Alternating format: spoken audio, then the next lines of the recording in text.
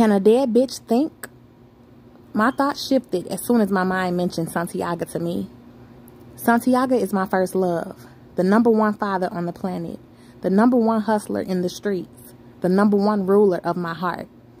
Souljah is the only man in the world who, when I was 18 years young and even 15 years later, while all alone in my cell, in the dark, deep into the night, beneath my one blanket, could cause me to shed silent tears.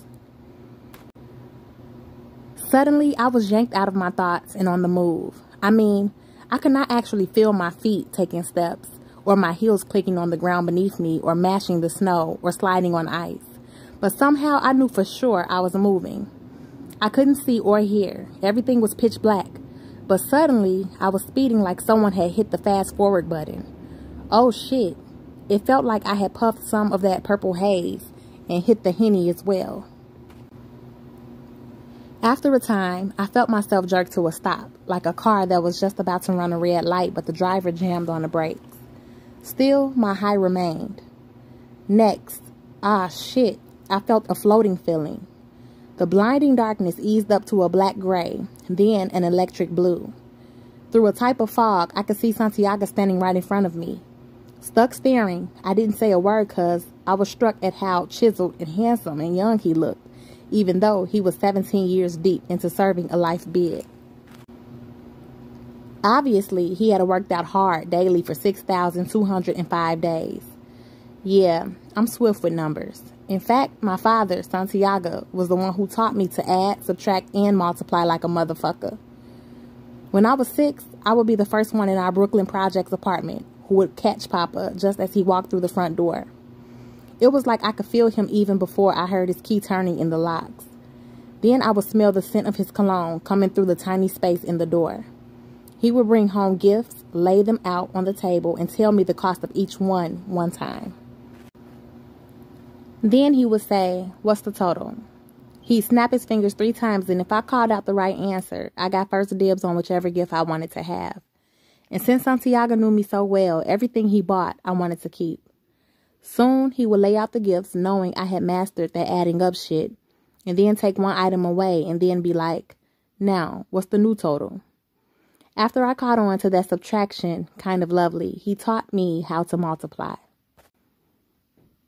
It was like we would be chilling at the table, or I'd be in the bathroom brushing my teeth, and he'd pop up at the washroom door. "What's 12 times 8? 96, I would say rapidly, like he required.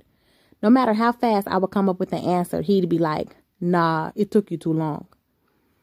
I'd laugh and be like, "It didn't. That was quick, Papa." "Not quick enough," he'd challenge me. "If you want to hang out with me, you gotta be so quick with your times tables that I can't see you thinking." "See me thinking?" I'd ask, still laughing. "Yep, swift with the right answer and with your game face on." "Game face?" I followed up. "That's what you call a face that doesn't reveal what you are thinking or feeling on the inside.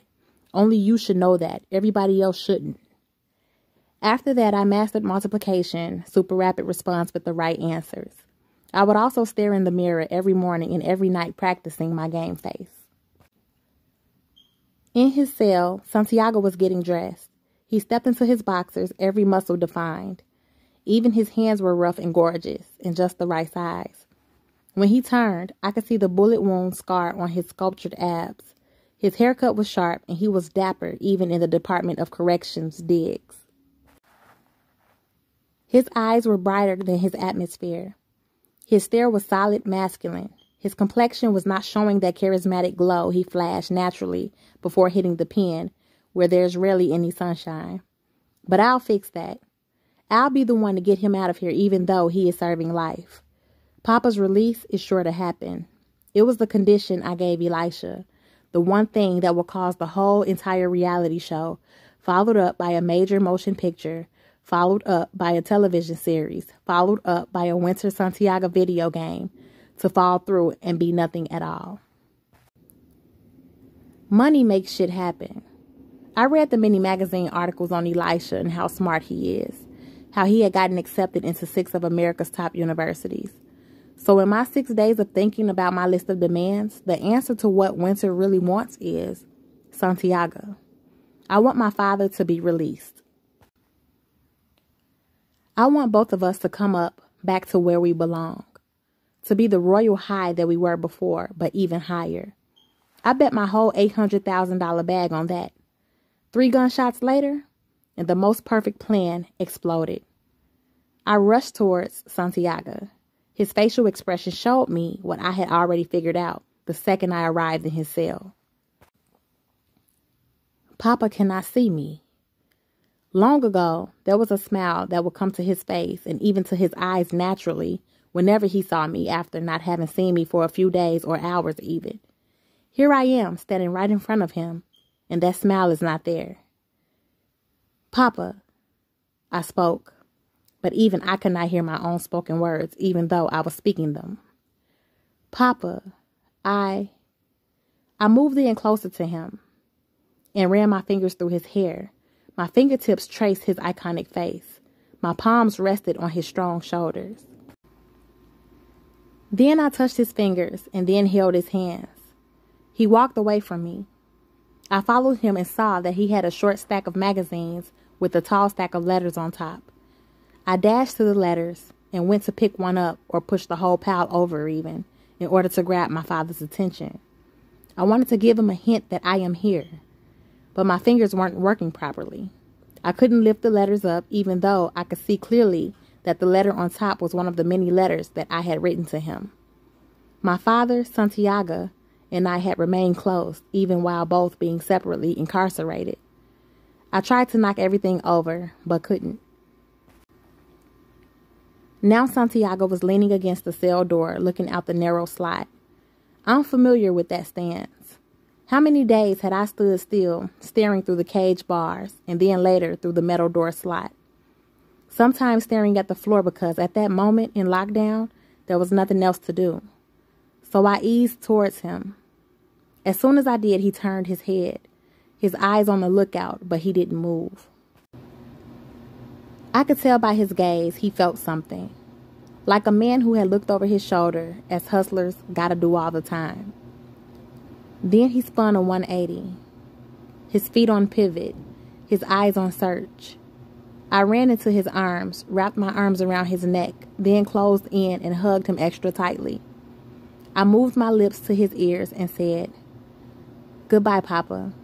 In all of the whole wide world, you were my favorite person, my best friend, my realest teacher, my deepest love." I pressed a closed lip kiss on his lips. Souljah, hands, the familiar authoritative voice of a corrections officer called through the slot. "Don't interrupt," I screamed. Souljah walked back to the cell door he had been staring out of a minute ago and put his hands through the slot. CO cuffed him. "Why are you cuffing my father? He's already locked in," I yelled. Souljah drew back his now cuffed hands. "This is just a precaution," the CO said, downshifting his tone like he should have in the first place. The heavy cell door slid open. "Wait, don't come in here," I said forcefully. "I need a little more time with my father." Then I stepped between them and turned to face Souljah. "Papa," I called out. "Somebody got me. But don't you worry about who did it. Stay still for me. Don't kill whoever did it. I'm going to get you the fuck out of here. I'm going to put you back where you belong. Trust me, your baby girl. Papa, you did everything in life for me. Now I'm going to be the one to king you." "Bad news," the CO said as though I was not even standing there blocking him from speaking directly to my father. So I started screaming to dead the sound of CO's voice. It must have worked because just as the words, "your daughter," came out of CO's filthy mouth, I dissolved.